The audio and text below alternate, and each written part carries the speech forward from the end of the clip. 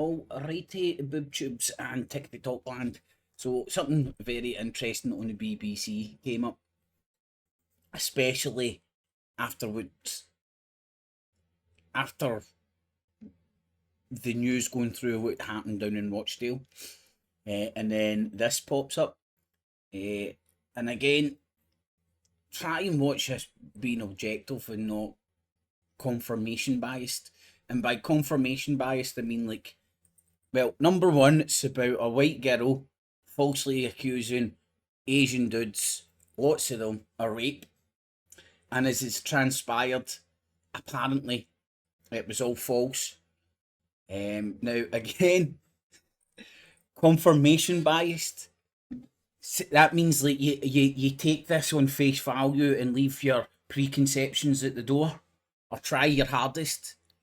Number one, the report I'm going to show you is through the BBC. Straight away, people's confirmation bias. BBC are off fucking paedophile, right? And like, I'm no denying, I'm going to check all that shit out if he's want. But what I'm saying is, you get this report, it's everywhere. It's a matter of public record. Just so happens, I tuned on to the BBC and seen it. And they have a really good fucking playback thing where you can pause it for a good time and all that, whereas some places don't have that ability. So, try and leave your confirmation bias at the door.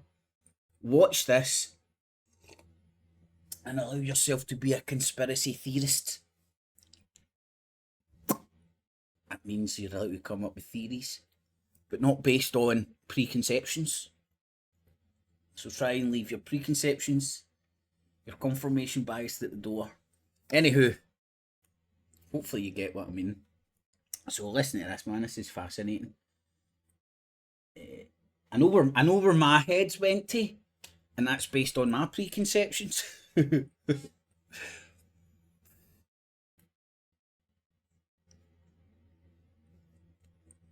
Hold on a second.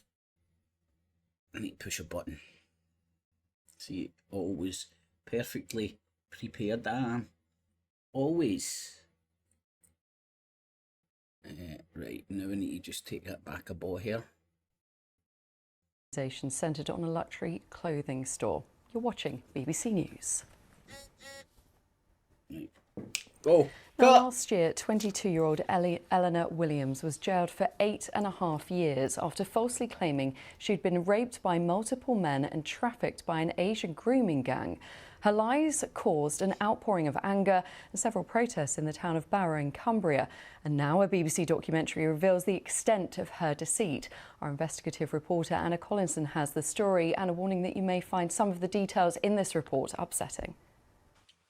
Right, so where's people's heads going to if you don't have your preconceptions? I'd say your average Tommy Robinson fan's head's going to, it's the BBC, they're full of pedals, they're lying, they've made this up. Then this is matter of public record, it's everywhere. They've actually got news for like the body cameras, girl fucking doing all this shit. But the police are so it's like one big massive conspiracy for one lassie. Reasons on a postcard. I know where my head's going to, right? And this is because of my preconceptions. She's been wound up to fucking high heaven with all the shit on the tinterwebs. And when women be crazy, they be fucking crazy. You best believe it.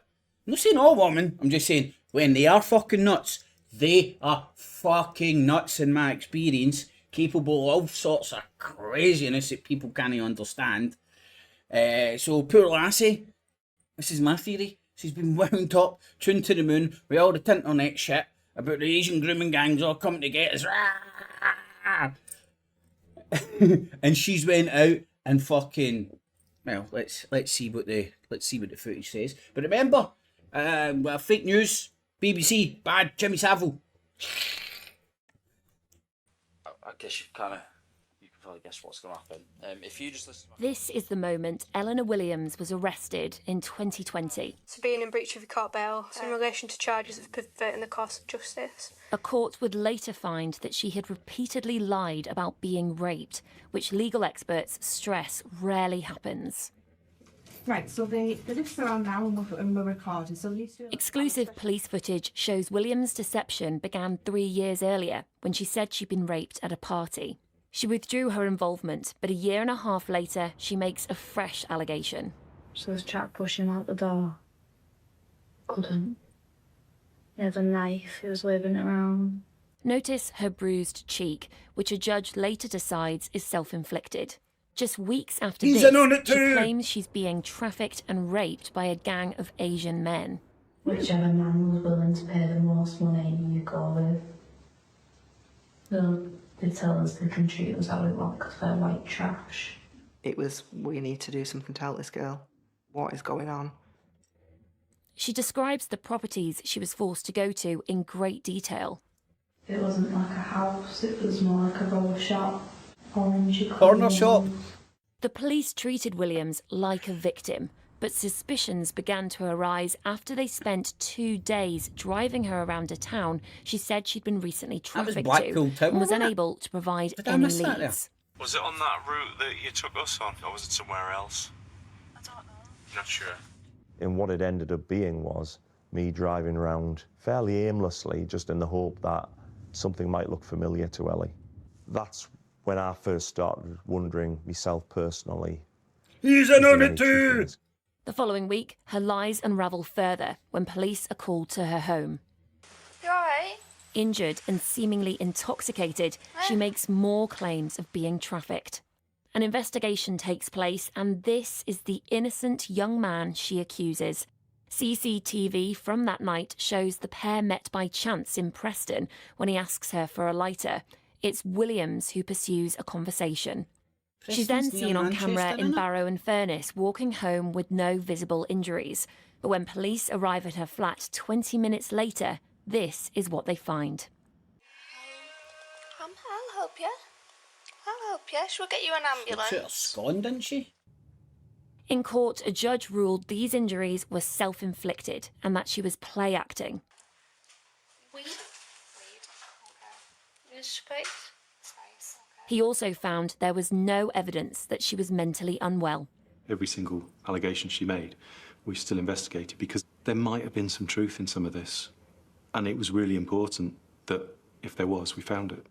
All of this footage, which has never been seen outside the legal system until today, tells the story of multiple desperate reports, the final one being where Williams was found. The reason it's not been seen out of the legal system, because if it was seen out of the legal system, it could fuck up the whole legal system. It put these crazy motherfuckers away. Just like when people white knight in and around paedophilia and put it up on social media. Fucking retards. Their excuse is the police are all in and out, they're covering it up. Fucking, the police are fuck-ups at the best of time. Anyway, I'm not going into that now, let's finish this off. Wounded in a field. Tests would show her injuries were self-inflicted. I can clearly see on this is an evolution.